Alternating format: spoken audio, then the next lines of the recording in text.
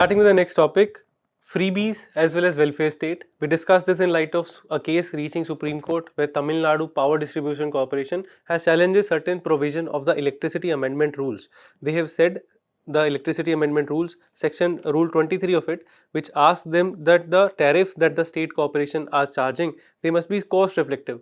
They must not give freebies, electricity in form of freebies. They must not subsidize the tariffs, they must not subsidize the bill of the electricity consumer too much. That is going to impact the revenue of the state. That's what the bill wants. They say that there must be a no revenue gap between what is the annual revenue requirement as well as the estimated annual revenue that they're going to get from the approved tariff. There must be parity between them. There must not be over subsidization of that. The only exception allowed is in the case of natural calamity. Tamil Nadu Power Corporation has actually challenged that, and they say that they operate under a public welfare system. They have socio-economic policy directive of enhancing electricity consumption, and if they implement this rule, they would cause an exponential tariff shock to the consumer and would reduce the electricity consumption, thereby reducing the economic growth of the state. Why it is so important and what is its constitutional position with respect to welfare state as well as the legality of these freebies, let's discuss that. But first we understand what is the status of electricity consumption in India. It has risen over the past few years. It was around 1161 kilowatt hour per person in the year 2021, but it has now risen to 1460 kilowatt per hour by the year 24-25. Still, although increasing, it is still around 40% of the global average, and that is why we have a policy goal as per the draft national electricity policy that we have to increase our consumption to 2000 unit by 2030 and 4000 unit by 2047. Then we would be at the rank of a developed country because they are also using this much of amount of electricity to conduct their daily activities. And we are supposed to do this because we are a part of a welfare state. It is given in our DPSP, Directive Principle of State Policy, which under Article 38 wants to promote the welfare of the people so that socio-economic political justice is ensured as well as inequality in terms of status and opportunities reduced. How do we do that? By giving greater access to the means of development of livelihood, the means of production. They should be equitably distributed. The electricity forms one crucial means of production, one crucial means of increasing ease of livelihood. Thus, it is very important for the state to enhance its consumption, and that's why state have been subsidizing it.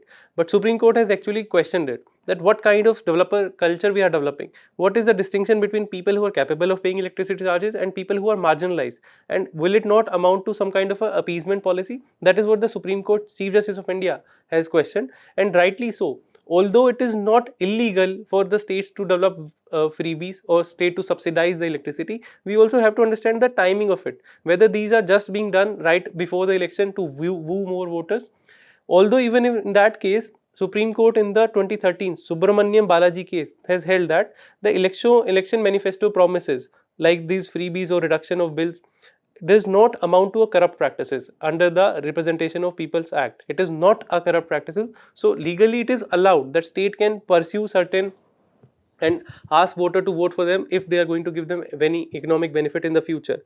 It cannot be restrained because the implementation happens across post-election via the budget, which is a perfectly legal phenomena. But to ensure that there is parity between the promises that they are done and they are practical also, Election Commission of India gave guidelines in the year 2014 where they said that party must justify the promises why they are making that, and they must also specify that source of funding that they would use to actually finance the promises that they are making in the election. And when they are not able to do so, when they are not giving reasonable justification for all the freebies that they or the soaps that they give to the voters just to get more votes, it leads to the problem of unsustainability in the finances of the state, and we are seeing it across the state. Recent RBI report also shed light on it. The recent RBI report on state finances have held that 16 states have breached the FRBM limit, the Fiscal Responsibility and Budget Management Act. It has led the limit of 3% of fiscal deficit for the state, and 16 states have breached this limit. And then the consolidated debt of the state, it is also rising. The limit as per this FRBM Act again is 20%, but most of the states, the average of those states is 28%.